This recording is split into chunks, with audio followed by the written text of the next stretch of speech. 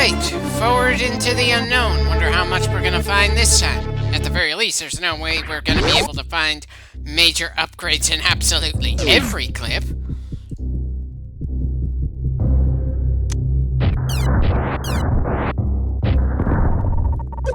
Too much to hope that I'd manage to take down all three without one of them latching onto me, was it?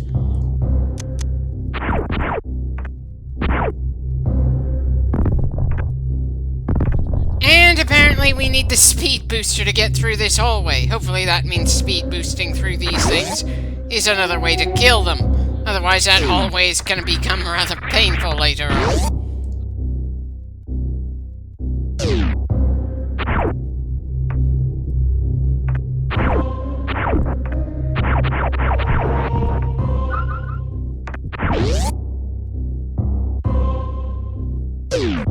Okay, no way to open that gate from this side. Guess we're starting to get to the part of the game where our way forward isn't quite as obvious as before.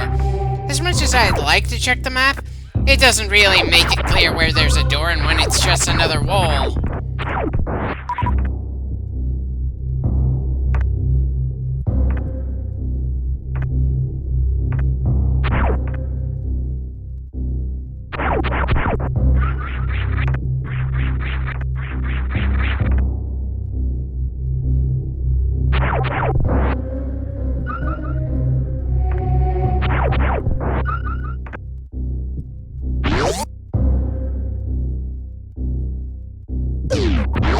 And it doesn't tell you when a room was a bad idea to go through because it was too hot for us at this point.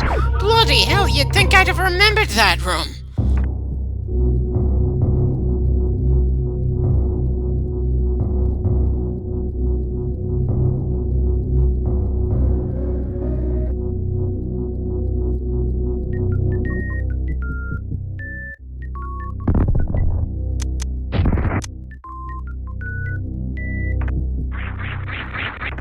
Well, at least we can jump through the ominous-looking door now. I suppose that's something.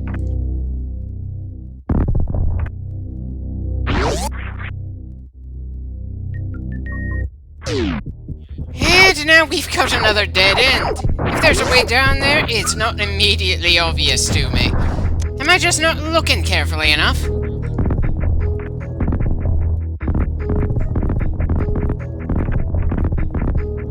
Right. Not along the wall there.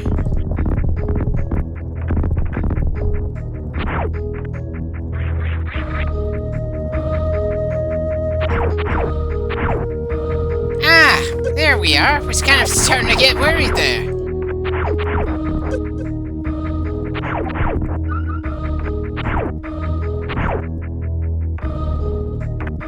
You've gotta be kidding me. Really? What will it take to get that door open? We've already cleared this shaft of all enemies.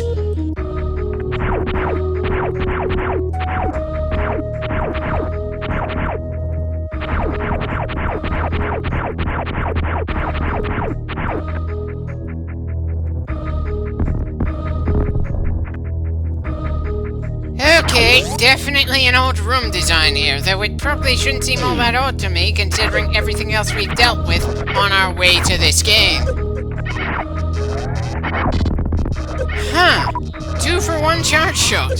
Didn't see that one coming.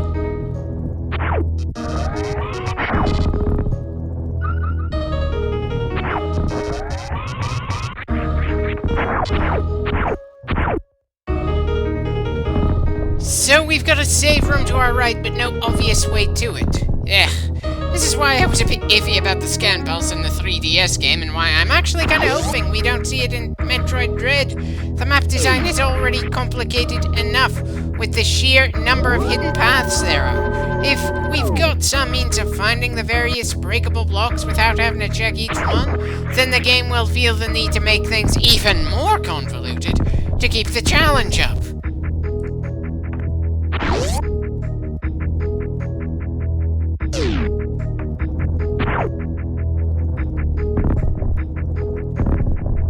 Right, back through a room with some very dangerous recurring enemies. I'm certainly more scared of dealing with them than the plant monster that the game treated like a boss, that's for sure.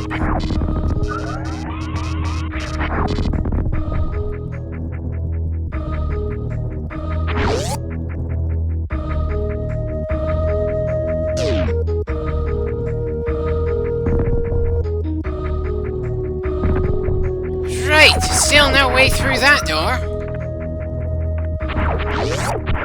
Well, that's a switch. I'm more used to dropping onto those kinds of creatures than them dropping onto me. But then I probably shouldn't be chuckling so much about that, since we're about to head right into the same room we got mangled in before when all those mantis-looking bugs respawn.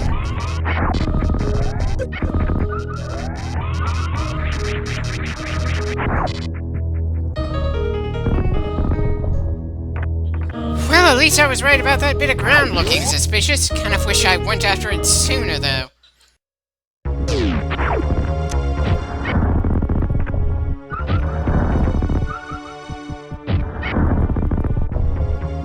Oh, what fresh annoyance is this? We're already pretty worn down. Dealing with a sniper as well just isn't pleasant in the least.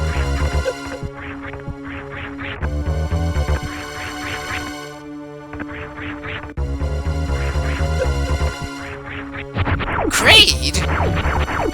Okay, so he sounds nice to what he was like in the absolute original game. Unfortunately, we went through the Game Boy Advanced remake Zero Mission instead of the classic Metroid 1. Someone who had gone through the original game might have thought that the boss was right there. Especially considering he's more durable than most of the things we come across around here.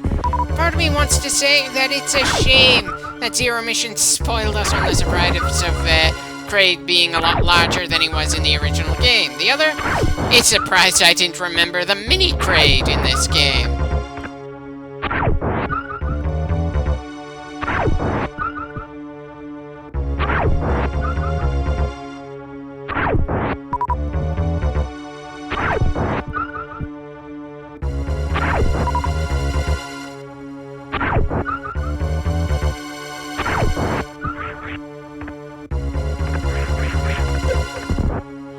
Okay, seems some local scavengers were chewing on someone armored who went down here.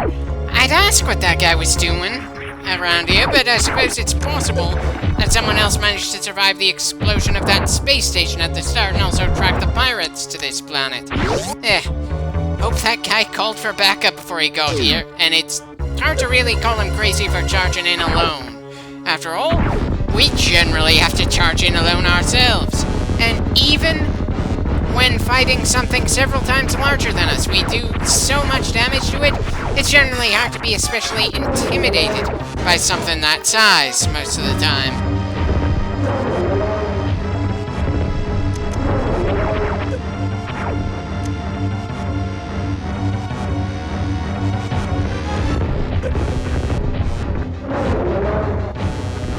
Yeah. We already know how to injure this bastard after our first battle with him several games ago. Just get him to open his mouth, then shove a missile down his throat.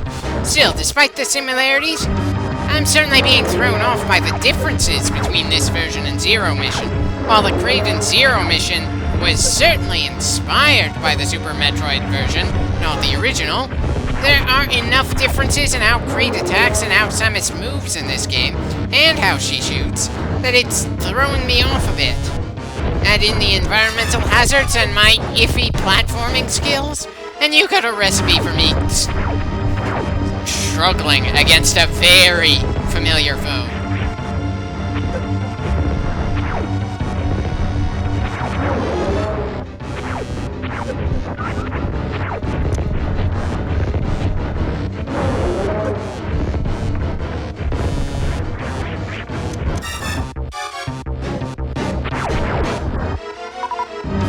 Bloody hell! I just love jumping onto those thorns, don't I?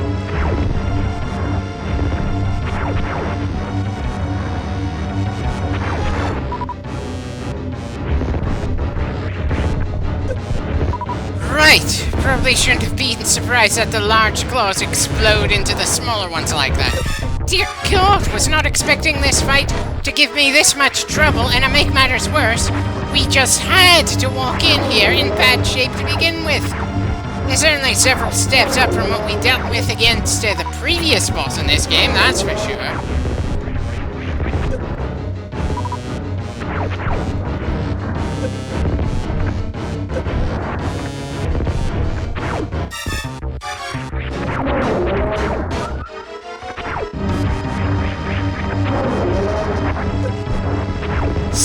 a bitch! Do you mean to tell me I'm gonna have to wander all the way over here again for a rematch against this bastard?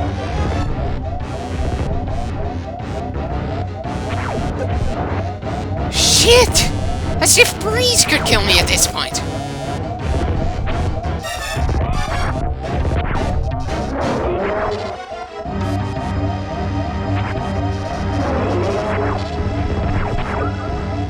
If I make a comeback here, let me go on record saying I don't feel like I deserve one. Sure, the mechanics aren't as fast as I was expecting, and we don't shoot as fast as I'm used to, but that's no excuse for me constantly getting hit by slow-moving projectiles.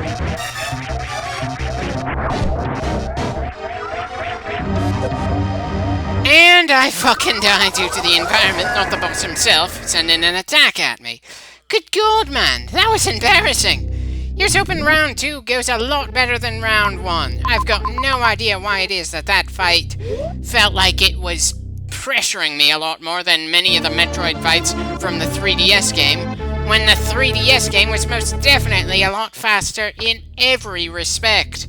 There was absolutely no reason for that boss fight to be difficult compared to everything else we've gone through in this series so far, outside of me just not adjusting to the mechanical differences between games fast enough and just getting complacent pretty early on. And again, it's a very odd feeling when many of the things that are bothering me in a playthrough are on my head, not due to the writing or game design flaws that could have been dealt with before it was released.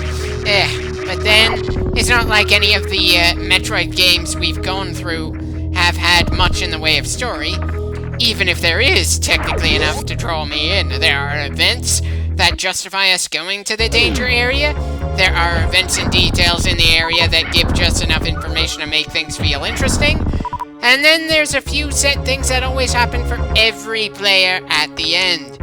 Until we get to Fusion, there is literally no narrative at all, no character interactions.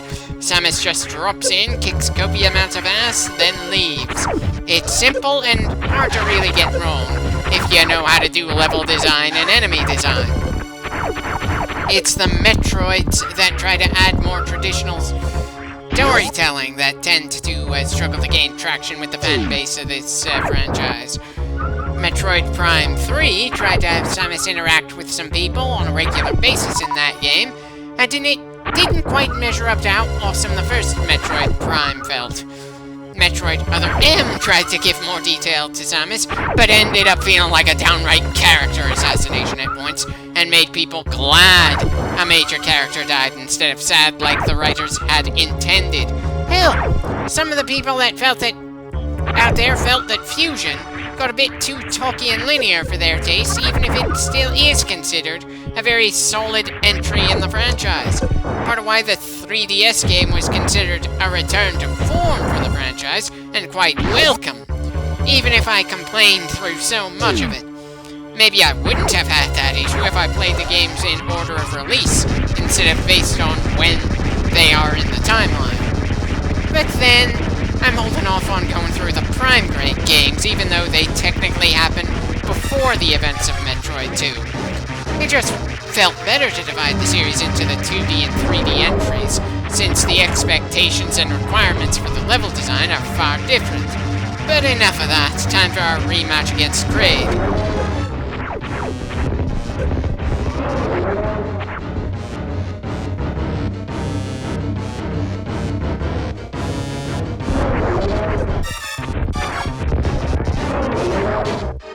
Wonder why I'm sticking with the charge beam instead of firing missiles. Is it because of the fire rate, or because we have such a limited window to hit the bastard anyway?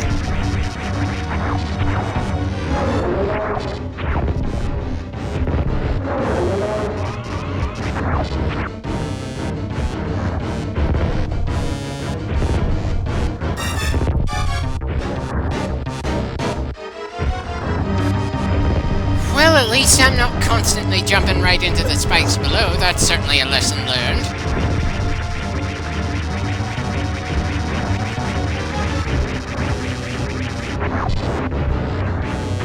And just as I say that, look what I bloody did! Is it any wonder why I absolutely despised the fight against Mother Brain and Zero Mission? I don't even need much prompting for terrain hazards to rip into me. And that Battle in Zero mission was entirely about shoving us into the lava over and over again. Will the battle against Mother Brain in this game give me as much trouble as she did in Zero mission? Because Kraid certainly feels like he's managed to give me more trouble here than I remember feeling back in Zero mission. Which doesn't really make sense.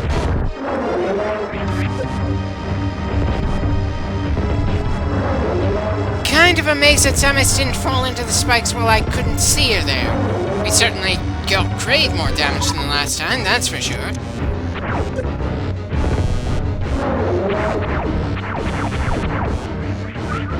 Brilliant move! Jump for health and then get damaged for it. It's one thing for me to space out playing through Metroid games so I keep feeling like I'm exploring the area, but it's another altogether for me to apparently gain so much rust. It's like I'm playing the game for the absolute first time.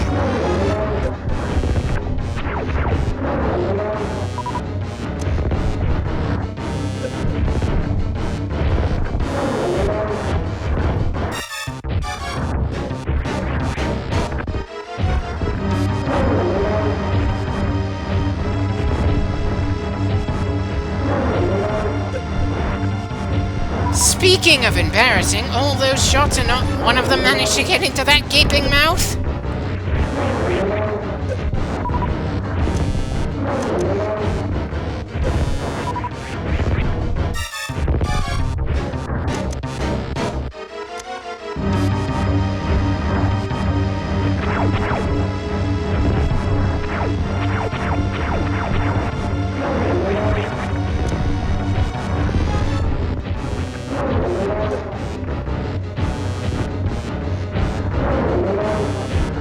I'm still doing damage, but the sheer number of misses is getting ridiculous. Not quite as ridiculous as me constantly falling down and getting injured again, but it's still not a good look for me.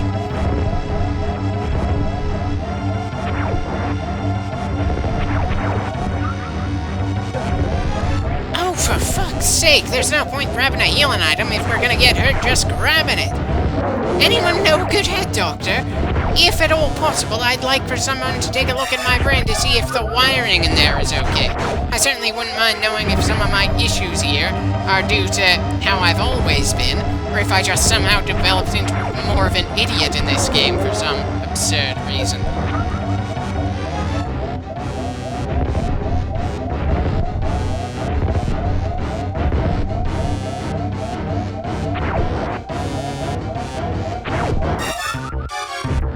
Well, at least we aren't hearing the beep of our health being dangerously low anymore.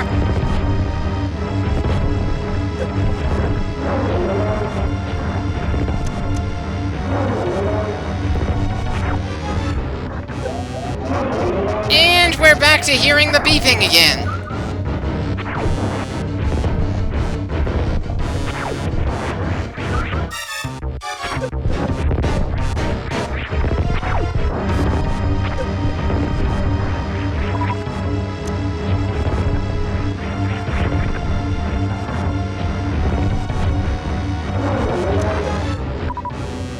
Dear God, I can't remember the last time we ran out of regular missiles. Why is this version of Kraid giving me so much more trouble than the one from Zero mission?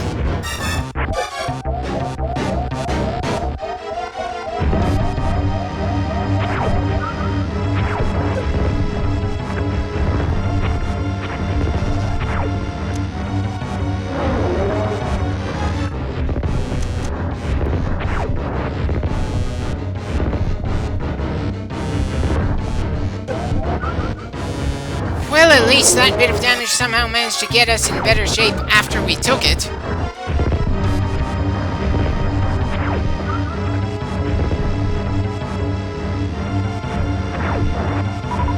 It's definitely not the most visually exciting way to fight, but staying in one spot as long as I can seems to work pretty well for me so far.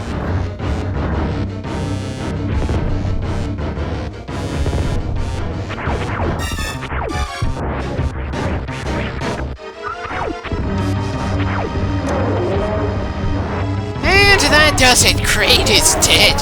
Finally. And for some reason he took all the spikes with him.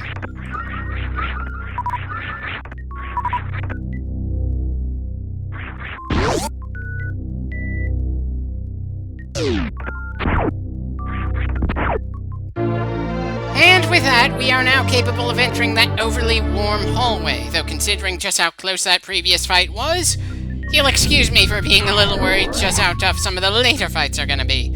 Especially since me taking on Kraid earlier in the timeline somehow didn't do enough to prep me for this fight.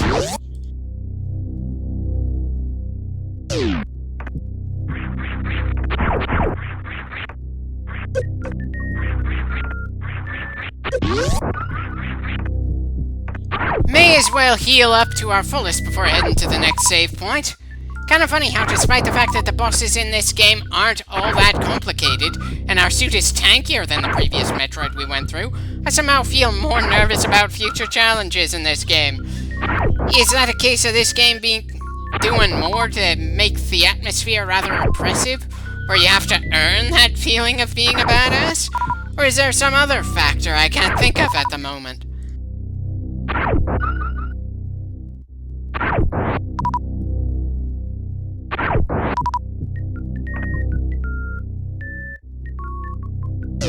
Huh.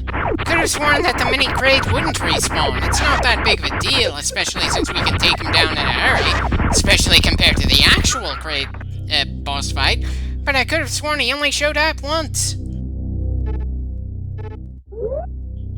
Yeah. Save point isn't all that far away from here.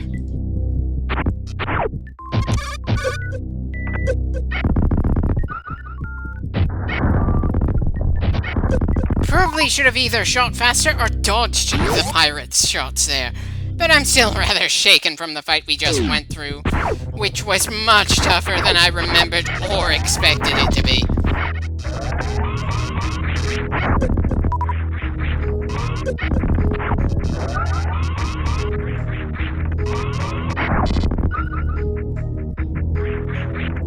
Not quite full health, but good enough for me.